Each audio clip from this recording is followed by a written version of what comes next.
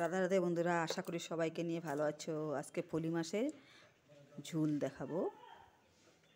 আগে তেলটা গরম করে নিব। তেলটা গরম হয়ে গেছে, ফলি মাছ ছেড়ে দিব।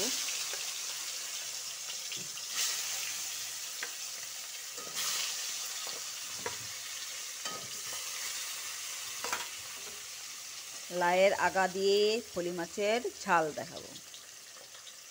এক পিঠ হয়ে গেছে, উল্টাই দিব। এখন বেশি কাড়া ভাজলে মাছের সেন্টটা চলে যায়, এই জন্য কাড়া ভাজবো না, হালকা ভাজবো।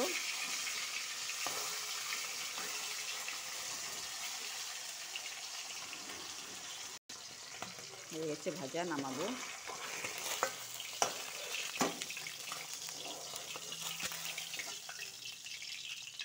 মাছের তেলে ডাইলে বুড়িটা ভেজে নিব।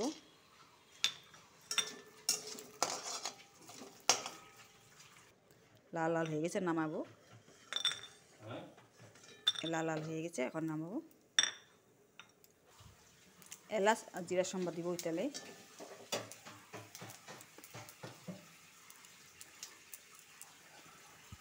লাইয়ের ডুগা, আলু আর টমেটো ছেড়ে দিব।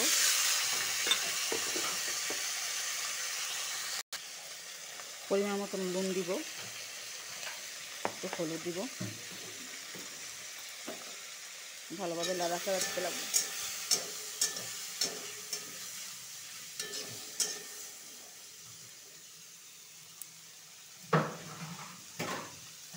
আধা মিনিট মতন ঢেকে রাখবো। ঢাকনাটা খুলে দেখব।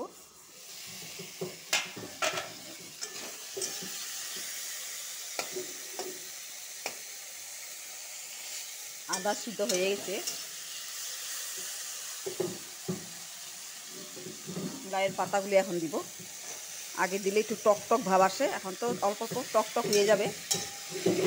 এক মাসে ভালো লাগে, পর টক হয়ে যাবে। পাতাটার সাথে ভালো করে লাগাবো।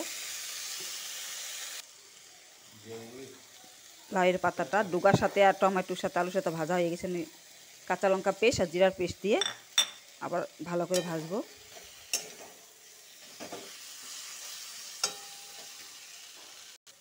মশলাটা ভাজা হয়ে গেছে। ফলি মাছ আর কই মাছ এই দুটেই লাউয়ের আগা দিয়ে আলু দিয়ে ঝুল ভালো লাগে। ফলি মাছও লাউয়ের আগা দিয়ে খেতে পারো, আর কই মাছও লাউয়ের আগা দিয়ে বানিয়ে অনেক টেস্ট হয়।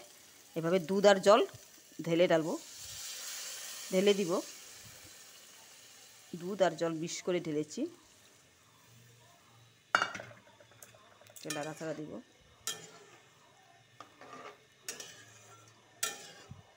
আলুটা সিদ্ধ হয়ে গেছে, আর একটু সিদ্ধ হবে। সিদ্ধ হয়ে গেছে, আলুটা ডুগা সুগা সিদ্ধ হয়ে গেছে। ডাইলে বড়িটা ছেড়ে দিব আর মাছটা ছেড়ে দিব।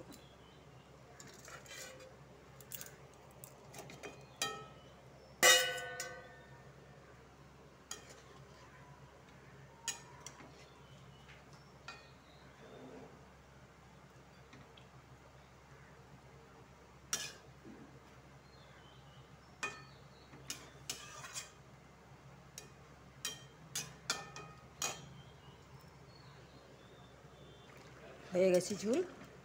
এইভাবে লাইয়ের আগা দিয়ে ঝুল বানিয়ে খাবে, অনেক টেস্ট লাগে।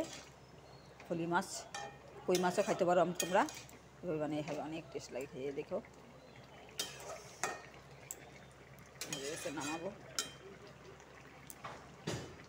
হয়ে গেছে, গ্যাসটা অফ করে দিয়েছি, এখন নামাবো।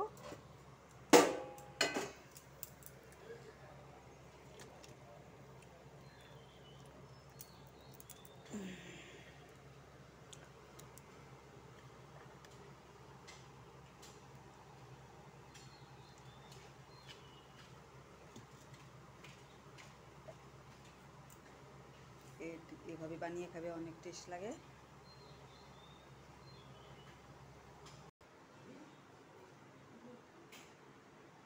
ফলি মাছের ঝাল